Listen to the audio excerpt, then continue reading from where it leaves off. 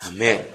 Hoy vamos a empezar algo que no sé si el Señor nos permita algún día de los que faltan terminar, pero por ahora vamos a ser obedientes, a ver hasta dónde nos permite el Señor. Vamos a empezar una serie sobre el libro de Romanos. El libro de Romanos es bastante, no solamente extenso en el sentido que tiene 16 capítulos, sino que además de eso, el libro de Romanos, en cuanto a contenido teológico, es muy rico. No sé si vieron el email el que les mandé, informándoles sobre la enseñanza de hoy, que Martín Lutero consideraba este uno de los libros, básicamente uno de los más importantes del Nuevo Testamento.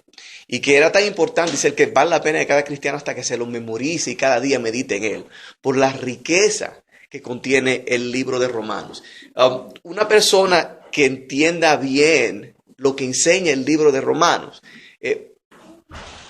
difícilmente se deje sacudir por doctrinas falsas. Y difícilmente, o sea, cuando uno entiende el libro de Romanos va a tener un muy buen fundamento en la fe, en lo que realmente es el Evangelio y lo que Dios exige de nosotros y lo que el Evangelio no es y la vida que estamos supuestos a caminar en el Señor. Así que hoy vamos a empezar. Les pido por favor que vayan al libro de Romanos y vamos a empezar con el capítulo 1. Este tipo de enseñanza también lo vamos a hacer. Vamos a tratar de ir sección por sección y como no estamos en apuros, vamos a ir desglosando y desmenuzando y meditando en lo que el Señor tiene para nosotros al paso que el Señor lo tenga. Amén. Hoy vamos a empezar con el capítulo 1 y va a ser desde el versículo 1 al versículo 7. Y dice así: Pablo, siervo de Jesucristo, llamado a ser apóstol, apartado para el evangelio de Dios, que él había prometido antes por sus profetas en las Santas Escrituras, acerca de su Hijo, nuestro Señor Jesucristo, que era del linaje de David según la carne, que fue declarado Hijo de Dios con poder, según el Espíritu de Santidad, para la resurrección de entre los muertos, y por quien recibimos la gracia y el apostolado, para la obediencia a la fe en todas las naciones, por amor de su nombre, entre las cuales estáis también vosotros, llamados a ser de Jesucristo. A todos los que estáis en Roma, amados de Dios, llamados a ser santos, gracia y paz a vosotros, de Dios nuestro Padre y del Señor Jesucristo. Que el Señor añada bendición a su palabra. Que el libro, esta carta, la epístola de Romanos, fue una carta que, según entendemos, escribió el apóstol Pablo mientras él estaba en la ciudad de Corinto. Corinto queda ahí en lo que hoy en día es Grecia, y él estaba a punto antes de viajar a Jerusalén. No sé si ustedes recuerdan que él fue por todas las iglesias de los gentiles y dieron una ofrenda de amor para que la llevaran a Jerusalén, porque la situación estaba bien difícil para los cristianos en Jerusalén. Y ese es el contexto en el cual él escribe esto. La iglesia en Roma fue una iglesia que, según nosotros conocemos, fue fundada de los judíos que se convirtieron cuando el día de Pentecostés en Jerusalén, que cayó el Espíritu Santo. Luego esos judíos fueron viajando y llegaron hasta allá, hasta Roma, y allí se establecieron.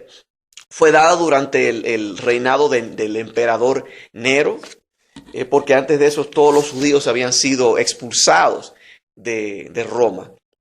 Y lo escribió Pablo aproximadamente en el año 58 AD.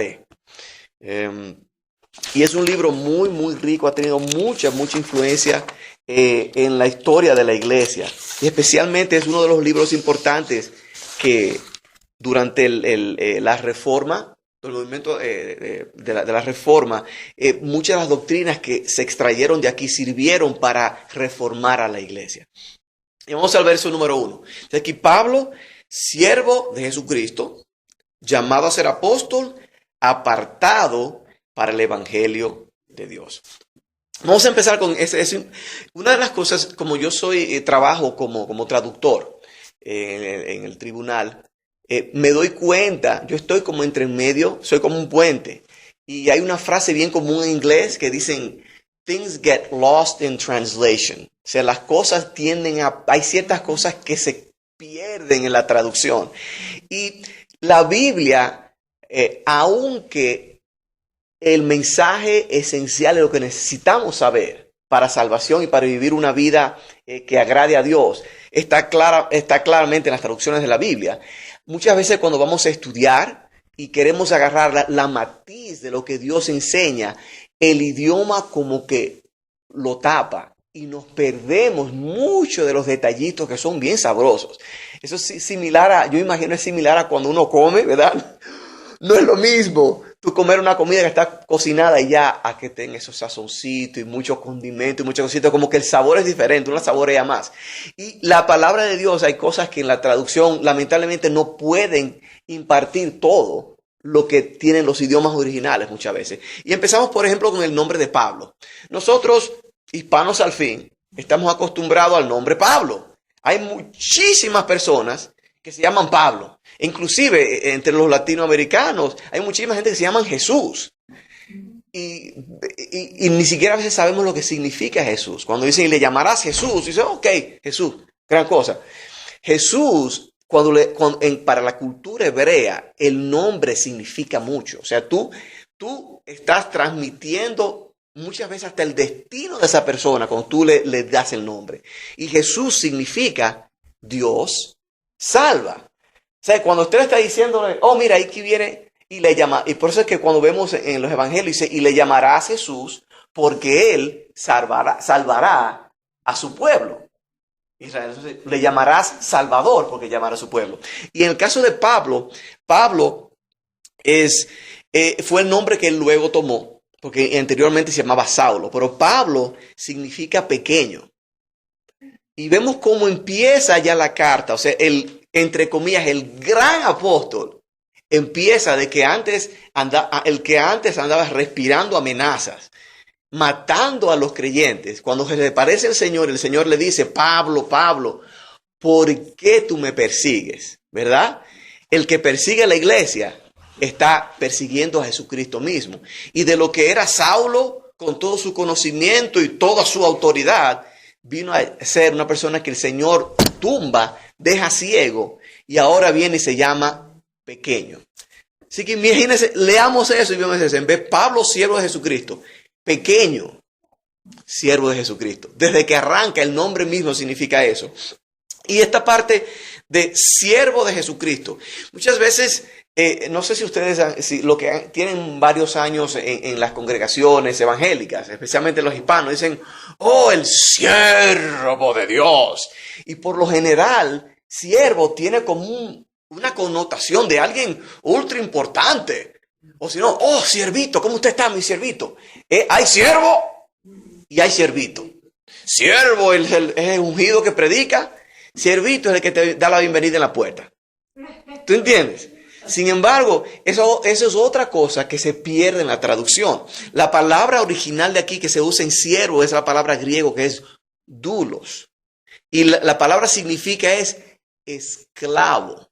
O sea, alguien que se entrega a la voluntad de otro bajo el servicio de Cristo para avanzar el propósito de él entre las personas. Y no solamente esto es un doulos, un esclavo, un siervo. Es alguien que pone los intereses de su amo por encima de los intereses propios. Así que mire, oye qué diferente suena. Pequeño, esclavo de Jesucristo. Como que suena diferente, ¿no? Y de esa manera, así como él, Pablo, una de las características que más resalta sobre él es su humildad ante el Señor, porque el Señor lo tuvo que humillar. Esa también debe ser una característica de todos los siervos de Dios. Que nosotros no nos creamos la gran cosa, porque hemos sido lavados y salvados por gracia de Dios. Y eso no de nosotros. Dios fue quien nos dio la fe para poder creer. Ni siquiera eso tenemos nosotros. Dios es el que elige, Dios es el que llama, Dios es el que salva, Dios es el que nos ayuda a permanecer hasta el fin y Dios es el que santifica. Toda la obra es de Dios. Nosotros respondemos a lo que Él nos da y respondemos al rendirnos y en obediencia. Pero todo lo hace Dios. Sin Dios no podríamos hacer nada. No podríamos hacer nada. Es siervo de Jesucristo. Y vemos este otro punto. Dice, llamado a ser apóstol.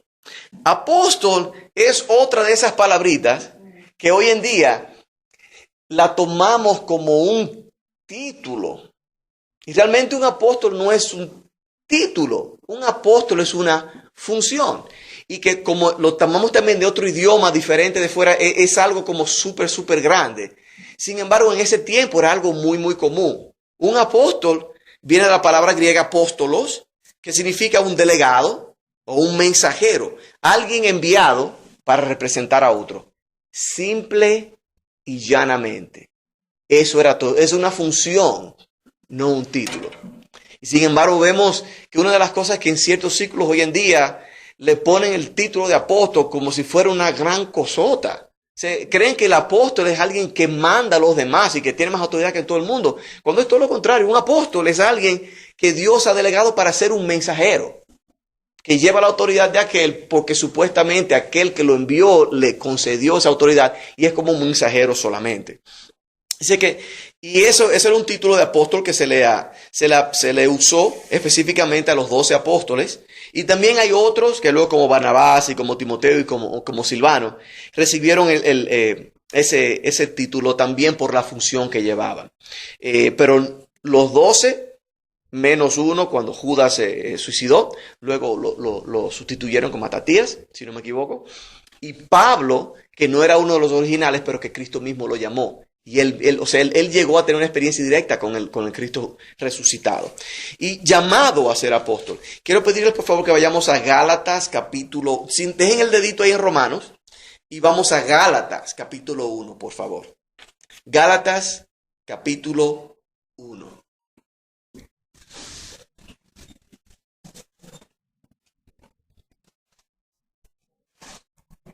Gálatas está ahí bien cerquitita de Romanos.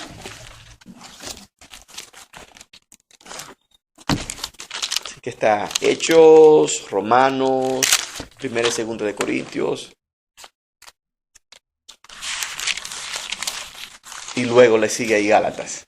¿No hay Gálatas en inglés? Galatians. Gálatas en inglés se dice Galatians. Amén.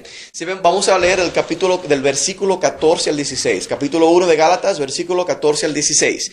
Y dice, esto es hablando Pablo de sí mismo. Dice él, y en el judaísmo aventajaba a muchos de mis contemporáneos en mi nación,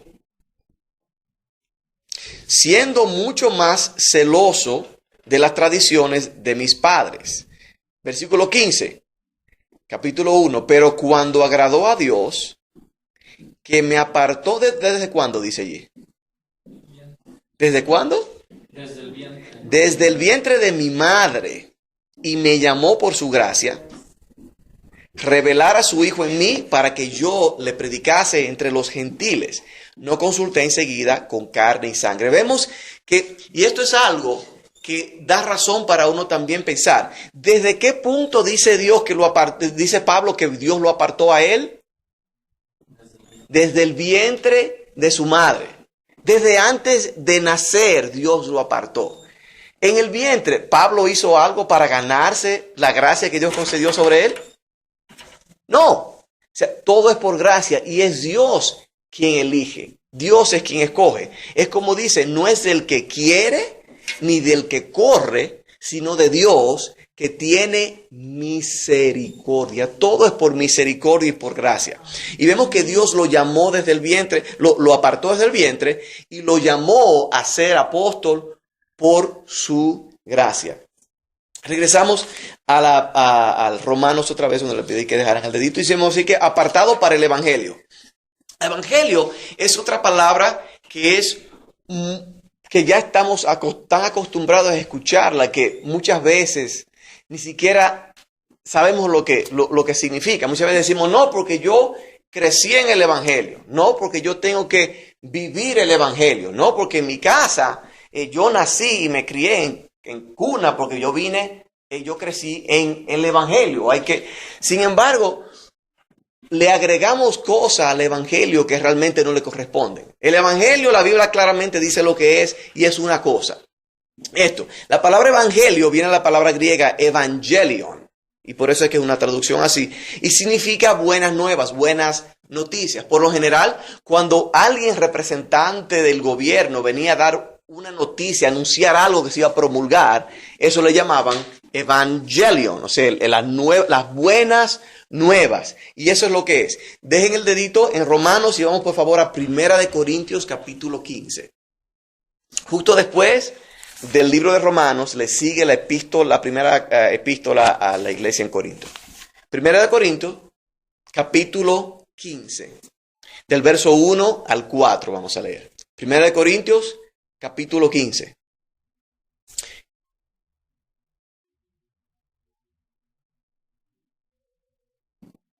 Bien, y dice así, además os declaro, hermanos, el evangelio. Aquí no dice un evangelio, dice el evangelio que os he predicado, el cual también recibisteis y en el cual también perseveráis. Por el cual asimismo, si retenéis la palabra que os he predicado, sois salvos si no creísteis en vano. Y aquí es donde viene Pablo a definirnos a nosotros qué realmente es la buena noticia que él fue llamado a comunicar. Dice, porque primeramente os he enseñado lo que asimismo recibí. Primeramente vemos aquí que esto es algo que él no se inventó. Esto fue algo que él recibió. El evangelio no es algo que uno se inventa. El evangelio es algo que uno ha recibido, que Dios ya ha decretado de antemano. Porque primeramente lo que recibí dice que Cristo murió por nuestros pecados conforme a las Escrituras y que fue sepultado y resucitó al tercer día conforme a ¿qué? Así que vemos que el evangelio no es nada más y nada menos de el anuncio de que Cristo murió por nuestros pecados y que fue sepultado y que resucitó al tercer día. Y que todo eso fue conforme a las Escrituras. No fue conforme a cualquier invento o un evento que no se sabía que venía. Era conforme a las Escrituras. Y eso es clave. Porque Pablo aquí anuncia que él fue llamado fue que apartado para el evangelio que Dios ha prometido de antemano. Dice aquí también, vamos de nuevo a Gálatas ahora, el capítulo 1, por favor.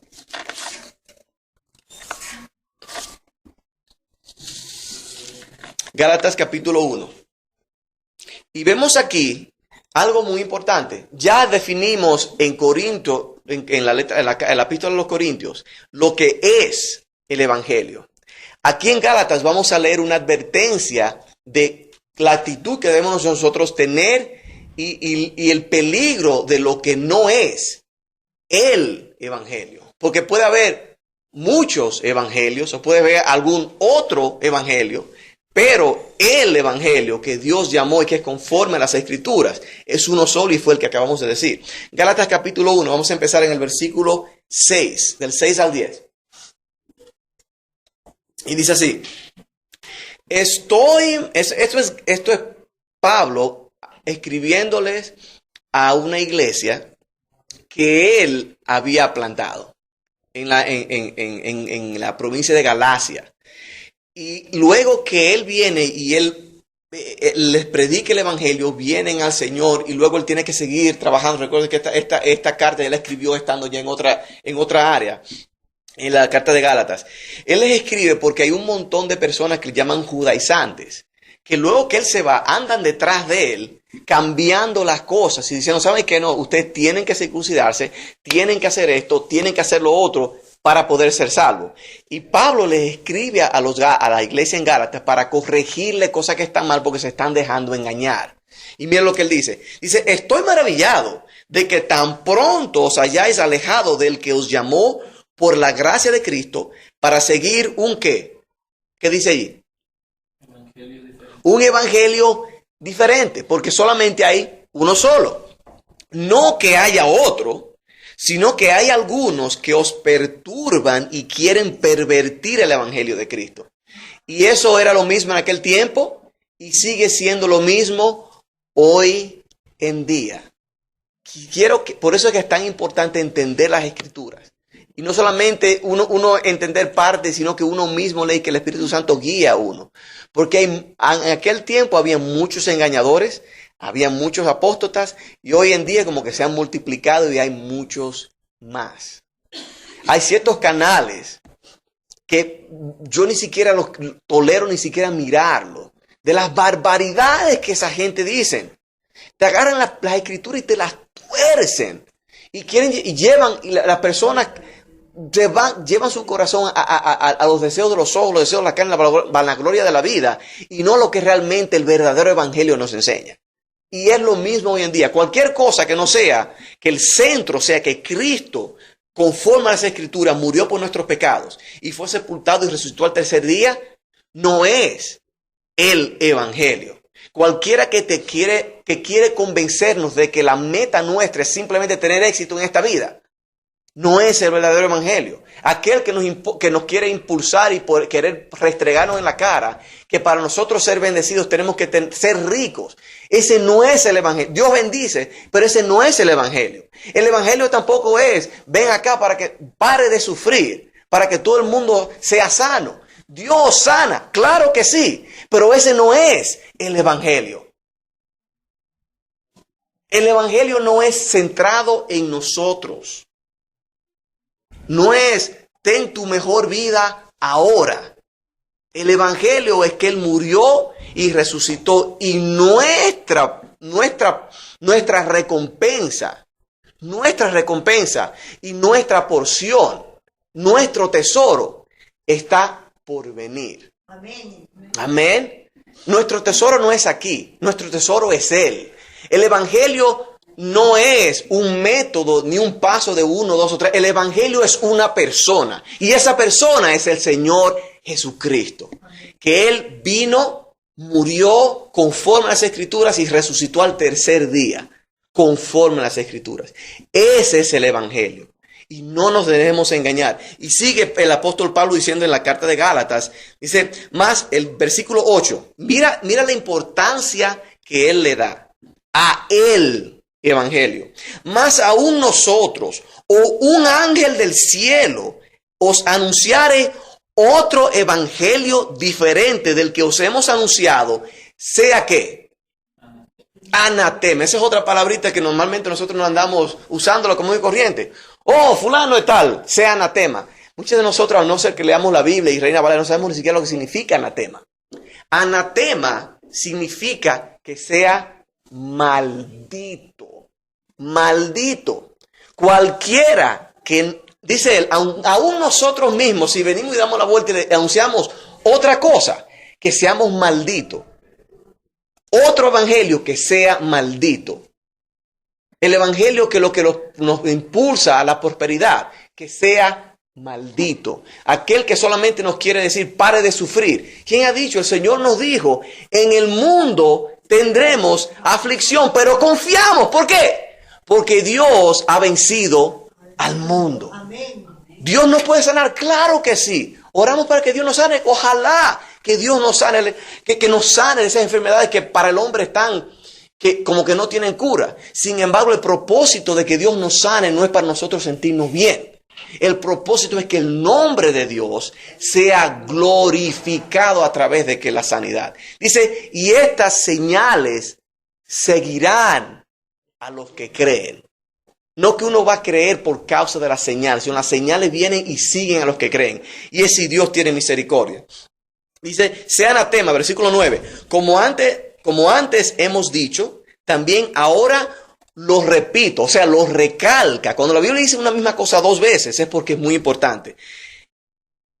Si algunos predica diferente evangelio del que habéis recibido, sea anatema, sea maldito.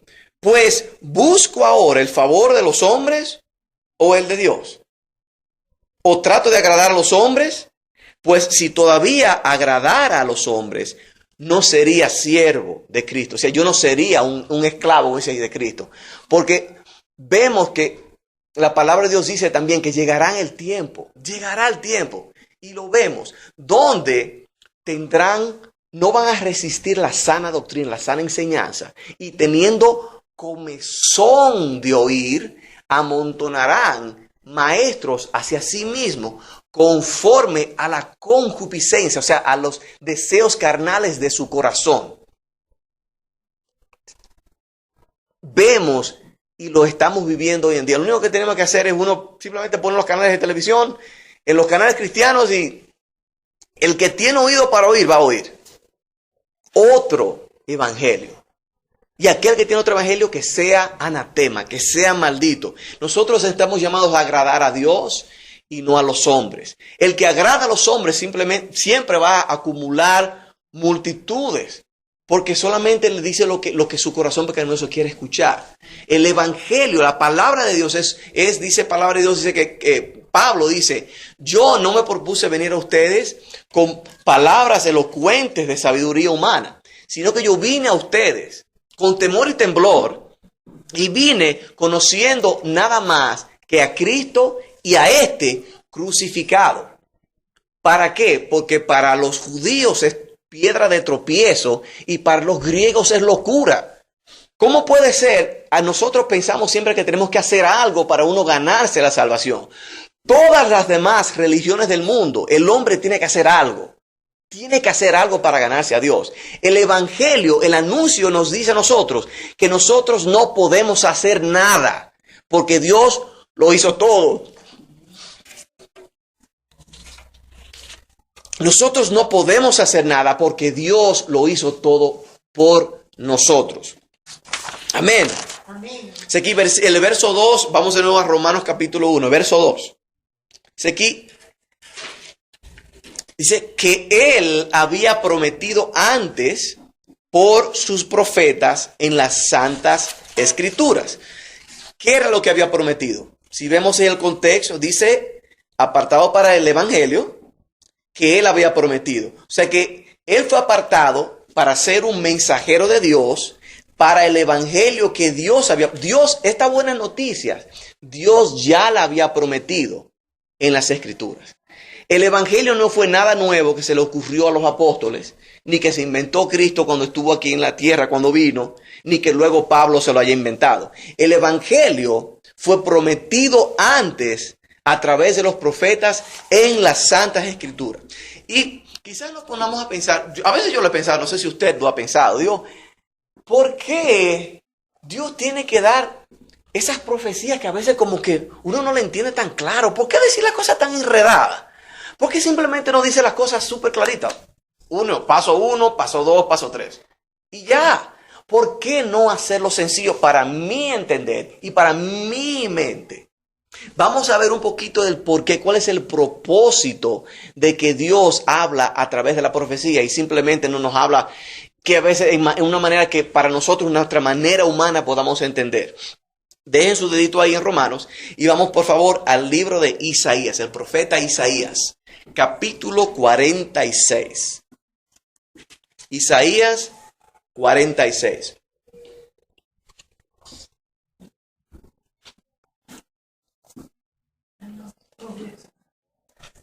Isaías capítulo 46.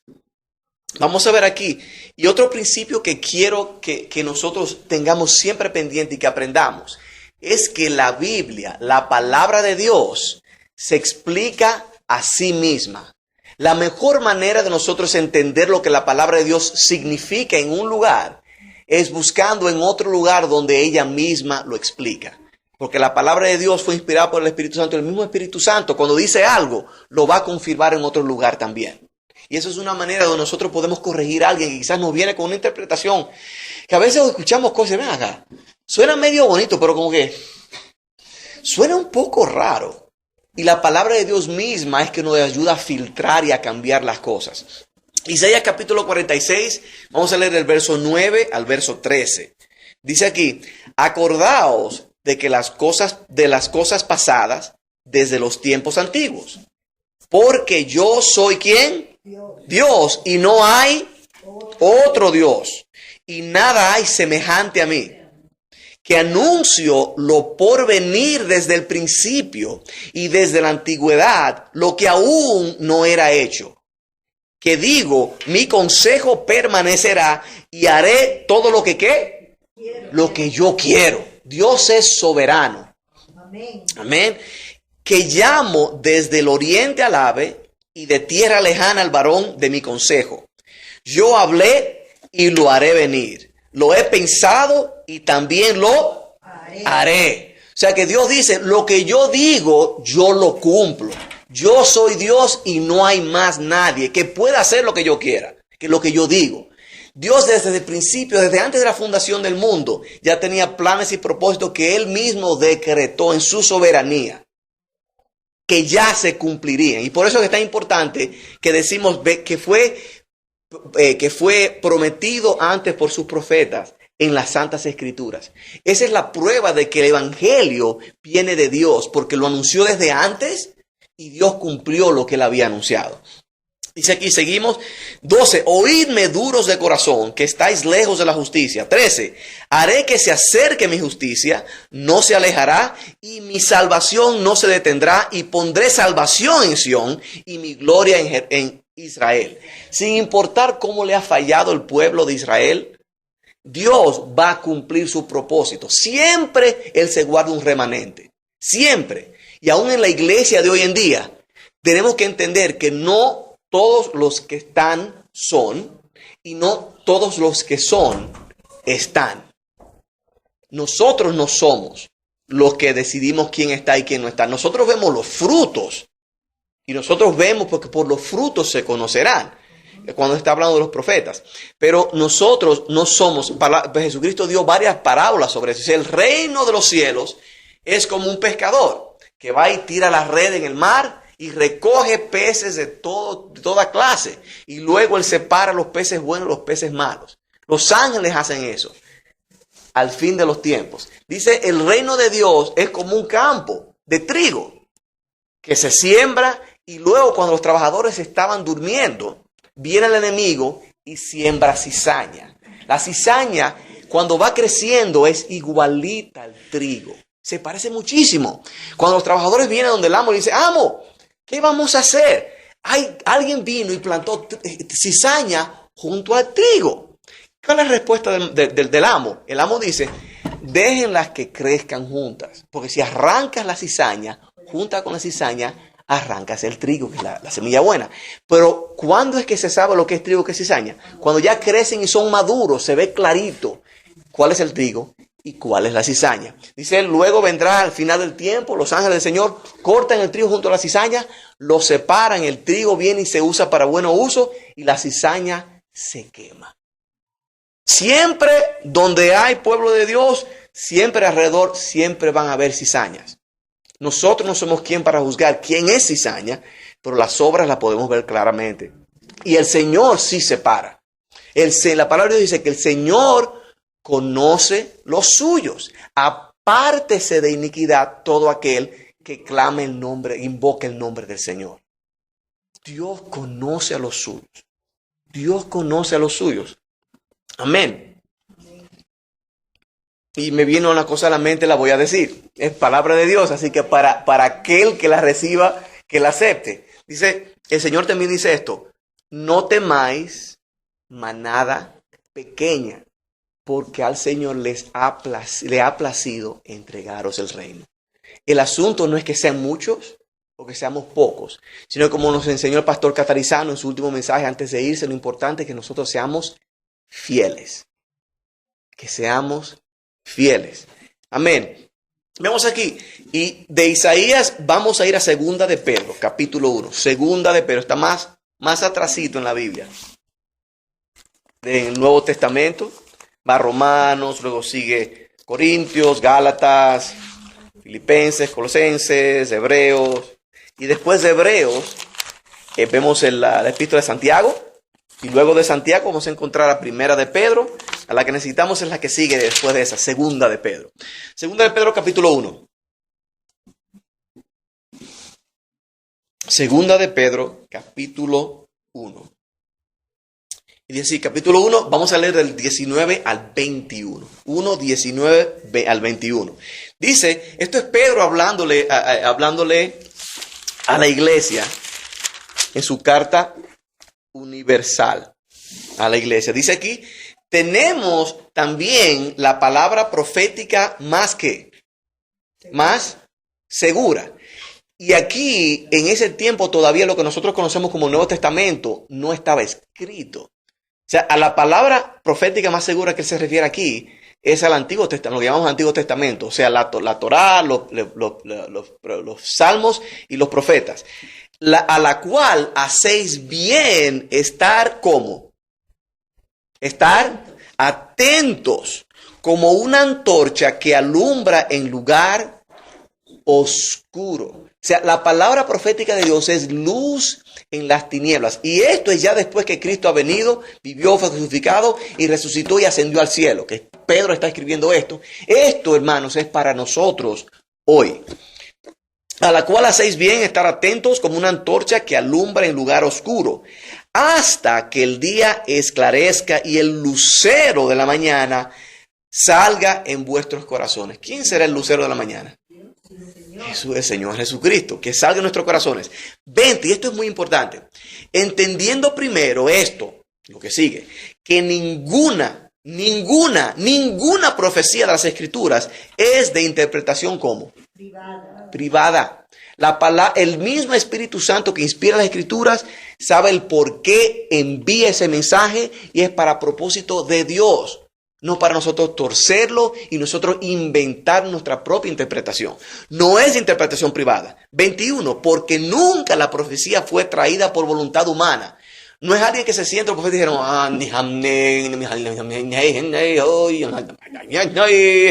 así dice el Señor. O sea, los profetas no buscan, la palabra de Dios dice, siempre que vemos la profecía, siempre venía y decía, y vino palabra de Dios al profeta Isaías. Y vino palabra de Dios al profeta Jeremías. La palabra de Dios viene por inspiración del Espíritu Santo. No viene por voluntad humana. Por eso es que tenemos nosotros, dice, la palabra de Dios también dice, especialmente hoy en día, que nosotros no menospreciemos las profecías. No las podemos menospreciar, pero sí debemos juzgarlas. ¿Juzgarlas cómo?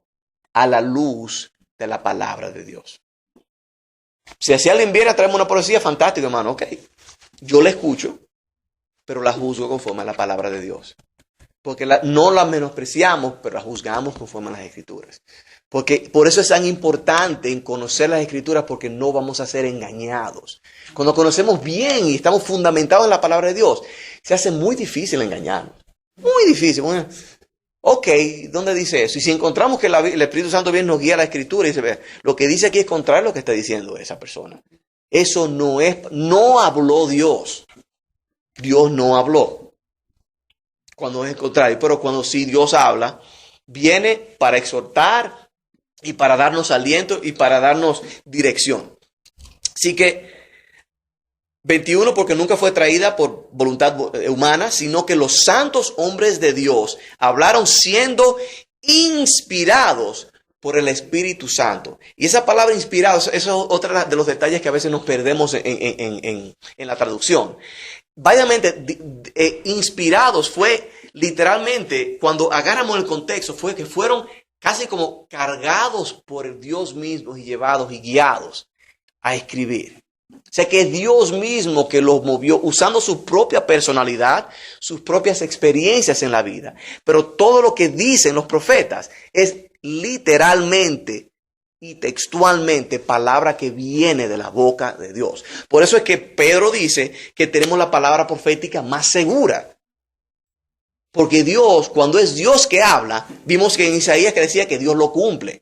Porque Él no es hombre para mentir. Y Él lo que Él dice lo hace conforme a su voluntad. Amén. Así que nos da a conocer las cosas antes de que ocurran, para que sepamos que son de Dios y no hay otro como Él. Y nos guían en fe hasta que Dios cumpla sus propósitos. Es como una antorcha en la oscuridad.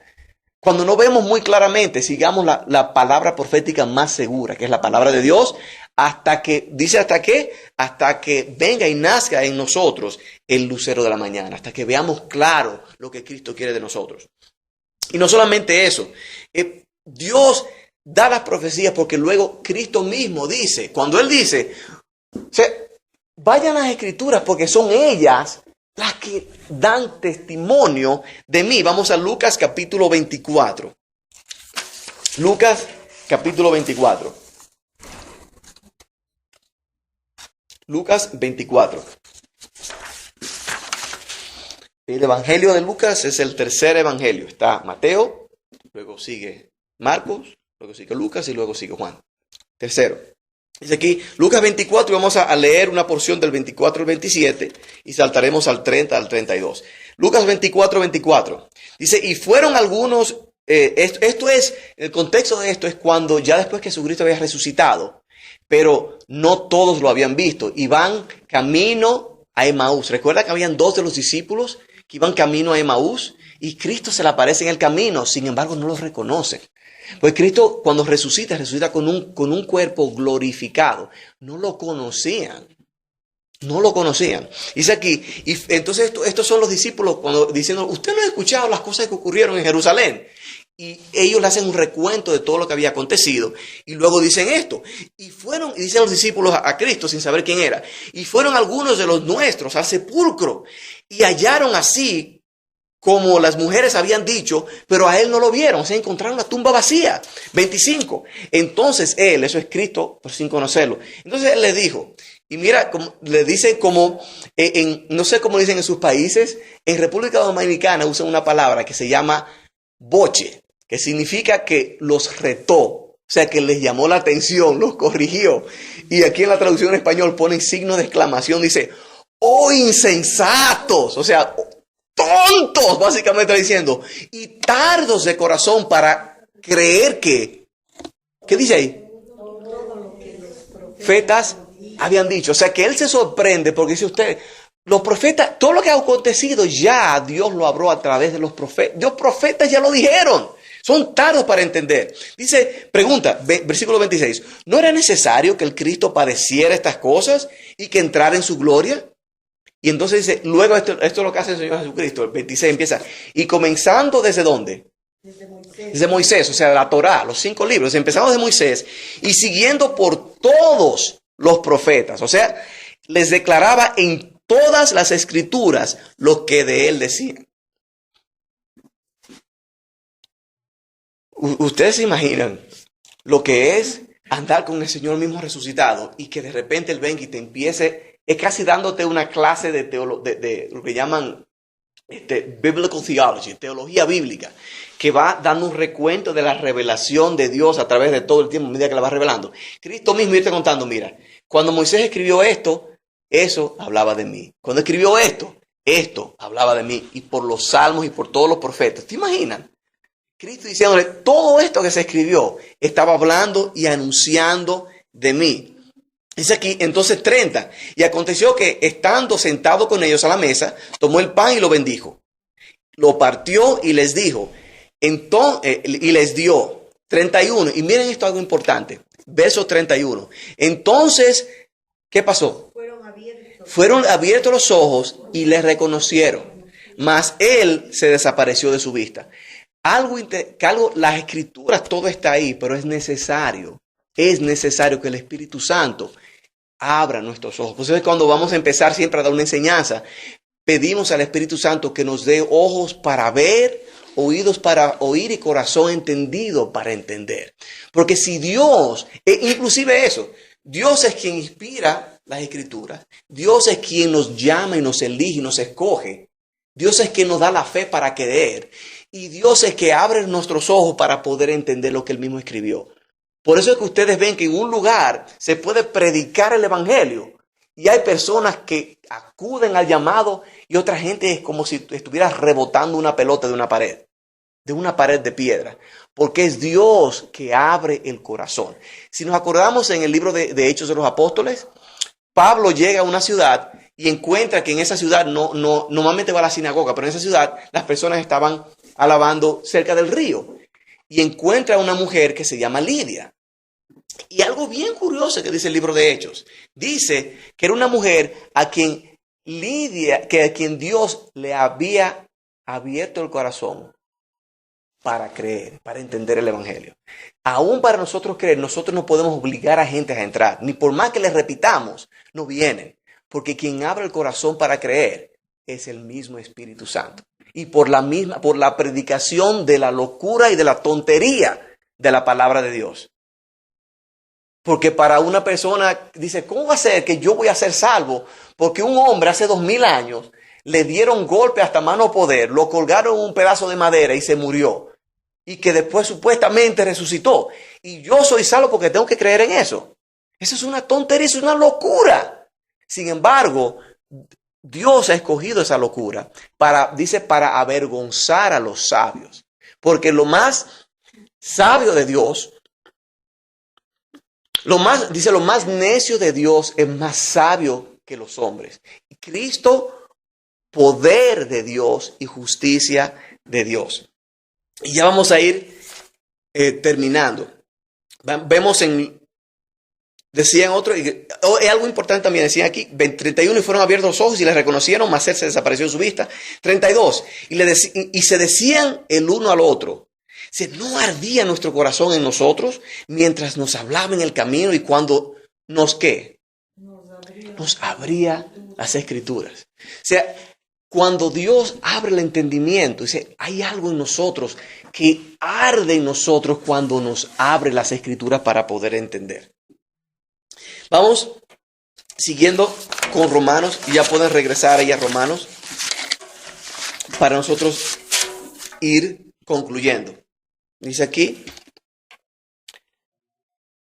versículo 3, vemos el versículo 2, dice que el evangelio que había prometido, versículo 3, acerca de su Hijo, nuestro Señor Jesucristo, el evangelio sobre su Hijo, nuestro Señor Jesucristo, que era del linaje de David según la carne. Eso era otra profecía que no tenemos tiempo para desglosarla hoy, pero es muy importante, porque eso era que él venía del linaje de David, y eso es otra cosa que podemos aprender en otra ocasión. Fue declarado Hijo de Dios con poder, según el Espíritu de Santidad, por la resurrección de los muertos, por quien recibimos la gracia y el apostolado para la obediencia a la fe en todas las naciones, por amor a su nombre. Y el versículo 5 nos da el punto para nosotros concluir. El propósito de todo esto, de que Dios desde el principio promete que viene el evangelio, de que llama a alguien como Pablo para que predique el evangelio, y ya estudiamos lo que es el evangelio y lo que no es. ¿Y por qué desde tanto tiempo, a través de toda la escritura, había escuchado esto? Es para recibir la gracia y el apostolado, para la obediencia a la fe en todas las naciones por amor a su nombre. O sea, siempre Dios se propuso el salvar al mundo a través del evangelio. El pueblo de Israel estaba supuesto a ser un instrumento de Dios para hacer luz a las naciones. El pueblo de Israel no pudo cumplir eso. Cristo vino y cumplió lo que el pueblo de Israel no pudo cumplir. Y en Cristo se predica la obediencia a la fe para todas las naciones por amor a su nombre. O sea que el propósito de todo esto, el propósito que Dios promete de todo esto, es para salvar al mundo. El propósito de que da las promesas en las Escrituras es para que podamos saber cuando vienen las cosas de Dios y cuando no. Cuando es Dios que está haciendo las cosas y cuando no es Dios. Cuando es promesa de Dios y cuando es invento del hombre. El centro del evangelio es Cristo mismo. La palabra de Dios es el fundamento.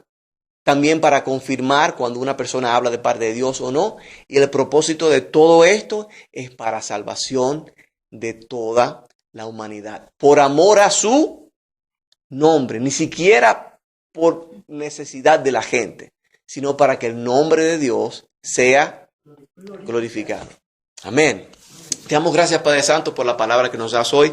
Gracias por abrir nuestros ojos. Gracias por darnos el privilegio de poder entender las Escrituras. Pero no solamente entenderlas, sino por tú darnos tus buenas nuevas, las buenas noticias de que tú tomaste nuestro lugar, que tú viviste una vida perfecta, de que tú fuiste crucificado, fuiste sepultado y tal y cual tú dijiste, resucitaste al tercer día, estás hoy sentado en gloria. Y donde tú estás, oh Dios, nosotros también estamos. De que tú pongas gracia en nosotros para poder tener la palabra durante esta semana, para poder dar testimonio de la esperanza a la cual nosotros hemos sido llamados. De que podamos testificar de tus grandezas, de tu misericordia, de tu amor y de tu gracia. De que en ti somos salvos, de que en ti hemos recibido perdón de pecados y de que en ti tenemos una nueva vida. Que somos siervos e hijos tuyos, llenos por tu Espíritu Santo. Que tú, Señor, nos des gracia y, como dice la palabra de Dios, nos des denuedo para poder comunicar y impartir tu palabra en este mundo, Dios, que tiene tanta necesidad de conocer al Dios vivo. En el nombre de Jesús. Amén. Amén.